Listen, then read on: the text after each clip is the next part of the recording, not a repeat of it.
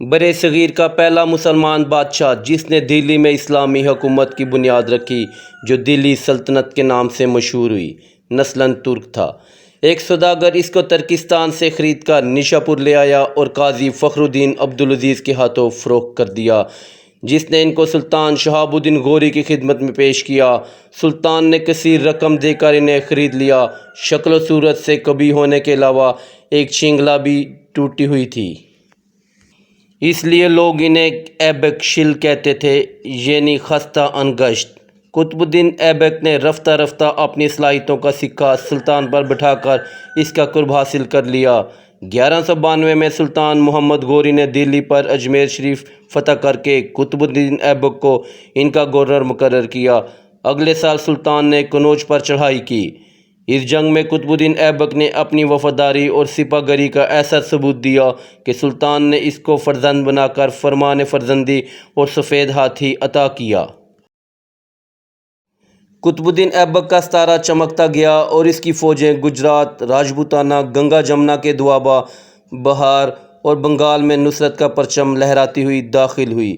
جب سلطان محمد غوری 15 مارچ 1226 کو جہلم کے قریب گکھڑوں کے ہاتھوں مارا گیا تو ایبک نے جون 1206 کو لاہور میں ایک تخت نشینی کا اعلان کر دیا۔ قطب الدین ایبک کی گورنی کا زمانہ فتوحات میں گزرا۔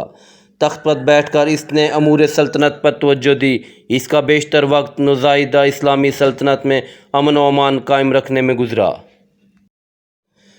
ایبک عالموں کا قدردان تھا اور اپنی فیاضی اور داد و دیشی کی وجہ سے تاریخ میں لکھ بخش کے نام سے مشہور ہوا۔ نومبر 1210 میں لاہور میں پولو کھیلتے ہوئے گھوڑے سے گر کر جاں بحق ہوا اور انارکلی کے ایک کونے ایبک روڈ میں مدفون ہے۔ ایبک کا مزار لاہور میں انارکلی کے مقام پر واقع ہے۔ مزار جدید طرز میں بنا ہے، جس کو چاروں طرف سے سنگ مرمر کی تختیوں پر قرآنی کلمے کندہ کیے ہوئے ہیں۔ کہا جاتا ہے کہ اس کی اصلی عمارت خوبصورت کندھوں پر مشتمل تھی، جس کو سفید پتھروں سے مزین کیا گیا تھا۔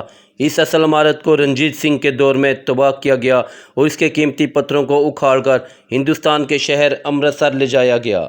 تب وہاں پر سکھوں کا مشہور دربار برمندر بن رہا تھا۔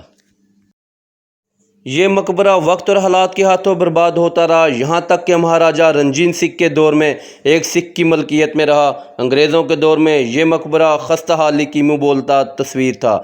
قیام پاکستان کے بعد صدر ایوب خان کے دور میں محترم حفیظ جلندری نے ان سے گزارش کی کہ مجاہد اسلام کے مقبرے کی مرمت اور تزئین و آرائش کا بندوبست کروایا جائے۔